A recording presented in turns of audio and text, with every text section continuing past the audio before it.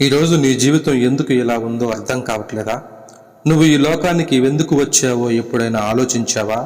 ఈరోజు నుండి ప్రతిరోజు బైబిల్లోని ఒక వచనం తీసుకొని మన జీవితానికి ఎలా ధైర్యం ఇస్తుందో కలిసి చూద్దాం. ఆదికాండము 1వ అధ్యాయము 1వ వచనము. ఆదియందు దేవుడు భూమి ఆకాశములను సృజించెను. ఈ ఒక్క వాక్యంలో మన జీవితానికి కావాల్సిన బిగ్ ట్రూత్ ఉంది.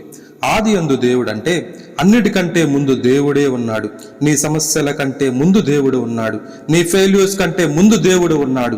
నువ్వు పుట్టక ముందే దేవుడు ఉన్నాడు. అంటే నీ జీవితం అనుకోకుండా జరిగిన ప్రమాదం కాదు.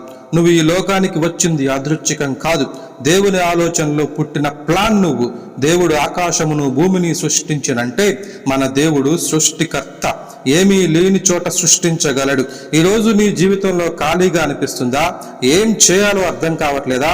అయితే గుర్తుపెట్టుకో, నీ ఖాళీ జీవితంలో కూడా దేవుడు కొత్త ఆరంభాన్ని చేయగలడు.